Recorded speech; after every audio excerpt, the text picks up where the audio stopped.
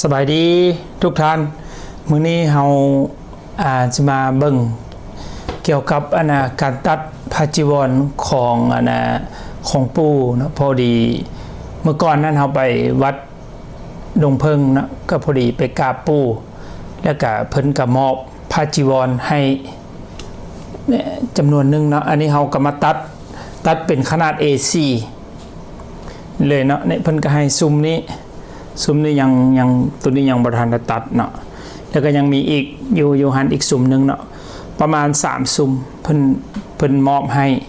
ตัวนี้เราจะเอามาเฮ็ดเป็นผ้ายันของปู่เนาะก็คือรุ่นฉลองอายุวัฒนมงคลครบรอบ80 ปี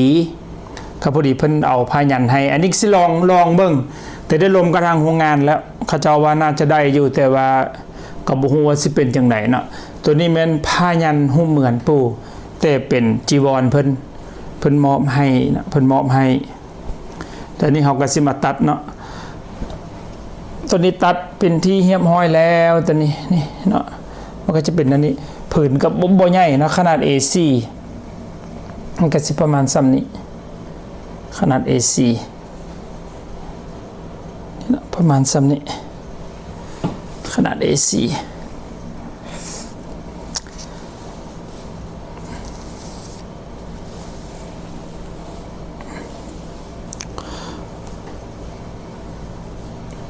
เพิ่นก็บอกว่าบ่ค่อยมีหลายสลายแล้วเพิ่นก็ว่ามีลูกศิษย์ลูกหามาขอนำเพิ่นหลายเนาะมาขอนำเพิ่นหลายแล้วเพิ่นก็เอาให้กระเจ้าก็พอดีก็ถือว่าโชคดีก็ได้3แล้วก็อีกอย่างนึงเพิ่นก็ว่าถ้าเพิ่นเปลี่ยนออกเพิ่นก็มอบให้กับครูบาบ่หรือว่าไอ้จั่วเพิ่นเว้านะเนาะนุ่งห่มต่อไปเลยเพิ่นเว้านะสุดหลายแล้วก็จะบ่ได้ปะไว้แต่ว่าเบิ่งแล้วจนบางเลยเนาะเพิ่นห่มถือว่าคุ้มค่าอีหลีนี่นะเฮาตัดก็สิได้ผืนประมาณซ้ำนี้แหละเวลาปั๊มเดี๋ยวสิส่งให้เบิ่งเนาะถ้าว่าเพิ่นเวลาปั๊มออกมาแล้วก็สิเป็นลักษณะแบบใดปกติแล้วก็จะเป็นผ้ายันปกติแล้วก็จะเป็นขาวดำแต่ว่าตัวนี้เฮาก็ถือว่าขอความอนุเคราะห์จากปู่เพิ่นก็ให้เป็นพิเศษก็คือเพิ่นมอบผ้าจีวรของเพิ่นเนาะให้เพื่อเอามาปั๊มเป็นผ้ายันเพื่อว่าให้เป็นความเพื่อให้มีความเป็นสิริมงคลขึ้นตื่มอีกเพิ่นก็บอกเนาะนี่มันอาจจะบ่งามเนาะบ่งามมันสวยมันอย่างอันนี้ก็จะฟ้ากันได้เนาะนี่เนาะนี่ถ้าเป็นไม่นี่เขาก็ส่งไปเบิ่งเนาะถ้าว่าโรงงานเพิ่นเขาว่าแนวใดก็ถ้าเขาปั๊มบ่ได้ก็เฮาก็ได้เอาคืนมา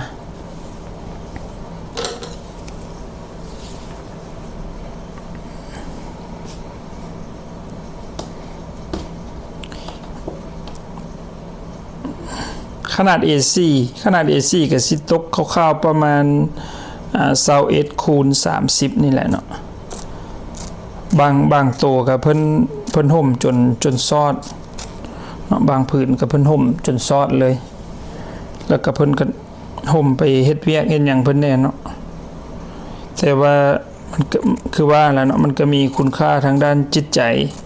สำหรับผู้ที่ศรัทธาเพิ่นแล้วก็พ่อแม่ครูบาอาจารย์เนาะก็ผืนนี้จนซอดเลยถือว่าเพิ่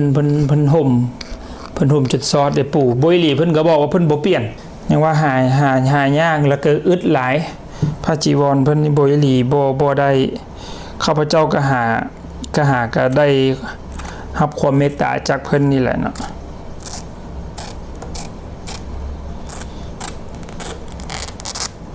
พวกกระลมเพิ่นว่าปู่มีจีวรบ่ลูกอยากเอาไปเฮ็ดเป็นผ้ายันเพิ่นก็หาให้ แล้วจะให้เบิ่งคลิปที่ว่าน่ะข้าพเจ้าเข้าสนทนากับเพิ่น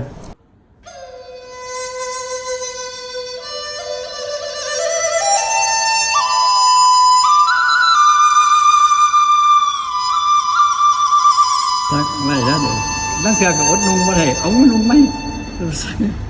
ซักโอ้เศร้าเอาละปันนี่เศร้านุ่งเศร้าสิเนี่ยก็ซักบาดอีกปั๊บ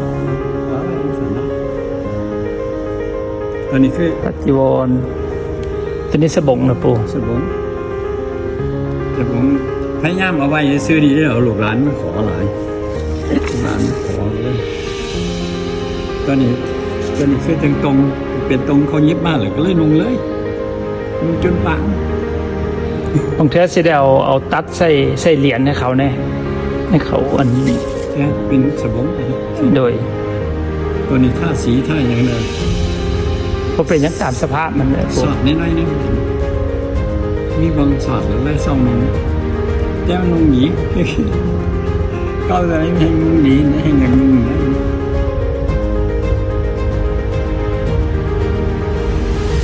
นี่แก้วนะไม่เห็นแก้วที่นี่อย่างนั้น โอ้โดยไปเบิ่งเลยปู่ ก็ไปเก็บไป โอเคเนาะหลังจากเบิ่งคลิปแล้วเป็นอะไรทุกท่านอันนั้นมันข้าพเจ้าได้น่ะได้สนทนากับปู่เนาะได้ลมกับปู่เพิ่นก็เมตตาลมนำพอดีคนบ่หลายปานใดเหมือนปกติแล้วทางโรงงานเขาเจ้าก็ตัดให้คือกันเนาะเขาเจ้าก็ว่าเขาเจ้าตัดให้คือกัน แต่ว่ามันก็ยากอยู่บ่อนว่าเศษของพยัญชนะนี้เนาะเฮาเพิ่นข้าพเจ้าก็เพิ่นเสียดายตัวที่แบบว่าตัวที่เป็นหอยตะเข็บหอยตะเข็บก็คือหอยข้อต่อนั่นแหละเนาะเฮาก็ได้เก็บไว้ข้าพเจ้าตั้งใจว่าวัสิตัดใส่เว้ากระปูอยู่เนาะวัสิตัดใส่เหรียญนำผู้ใดที่ว่าน่ะร่วมบุญนำหั่นเนาะเอิ้นว่าหอยนี่เนาะมันจะเป็นคำว่าหอยตะเข็บนี่จะเป็นแบบนี้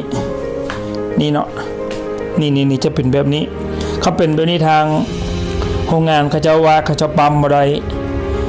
เขาเจ้าปั๊มบ่ได้เพราะว่ามันคาตัวนี้ถึงแม้ว่าเฮาจะแกะตัวนี้ออกนี่ก็บ่ได้นะนี่ครอบนี้เฮาก็ต้องได้ตัดตัวนี้ออกนี่คือหอยใหญ่ๆนะนี่หอยใหญ่ๆนะนี่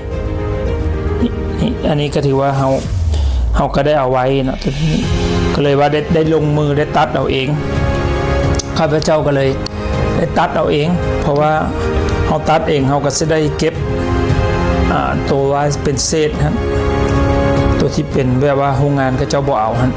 เขาก็เก็บไว้นะเพราะว่ากะหายะคือว่าแหละพระจีวรปู่นี่หายากหลายก็สามารถไปเป็นมวลสารอย่างอื่นตื่มได้เนาะตัวที่เป็นตะเข็บนี่ตัดไว้น้อยๆเนาะเพื่อว่าจะเอาใส่ในกล่องเหรียญฮะแต่ว่าศรัทธาบางเทื่อเขาเจ้าน่ะอยากได้โอเคสำหรับตัวเศษนี้แล้วเนาะยังตัวนี้แล้วก็ยังอีกตัวหนึ่งเดี๋ยวจะเอามาให้เบิ่งนี่เนาะตัวนี้ยังตัวนี้ถือว่ายังสองอันนี่เนาะยังตัวนี้ก็เขากัดสิตัดคือกันตัวนี้แล้วก็ตัวนี้ทุกอย่างข้าพเจ้าเฮ็ดเองมาเลยเนาะเฮ็ดเองเฮาตัดเองเฮาบายเองแล้วก็อยากให้ทุกคนท่านได้มีผู้ที่ศรัทธาปู่ท่านได้ของแท้แหละเนาะเว้าง่ายๆเนาะได้ของแท้ไปบูชาไปค้ำไปคูณเพื่อความเป็นสิริมงคลนั่นแหละมันก็หายากเนาะพยัญชนะปู่นี่ถือว่าเป็นรุ่นแรกนะรุ่นแรกที่ว่าเป็นรูปเหมือนเพิ่นรุ่นแรกเหมือนของปู่แล้วก็เป็นรุ่นที่ว่าฉลองอายุวัฒนมงคลเพิ่นแน่โอเคเฮาสิมาเริ่มตัดตัวนี้นะตัดตัวใหม่นี้แต่ว่าเฮาจะหยุดคลิปไว้สำนี้ก่อนอื่นก็ต้องขอบใจทุกคนที่เบิ่งคลิปนี้จนจบและมีแต่ว่าข้าพเจ้าจะอัปเดตให้ตื่มหลังจากเฮาได้ตัวอย่างจากโรงงานแล้วเพราะว่าเฮามีตัวอย่างแล้วเนาะขาวดำนี่ตัวนี้ตัวขาวดำนี่เฮามีตัวอย่างแล้วตัวขาวดำและสำหรับตัวพยัญชนะนี่เฮายังบ่มีตัวอย่างมีแต่ว่าถ้าปั้มแล้วข้าพเจ้าก็จะโพสต์ลงกลุ่มตื่มโอ เคขอบใจทุกคนสำหรับเข้าเบิ่งคลิปนี้จนจบขอขอบใจเจ้าสวัสดี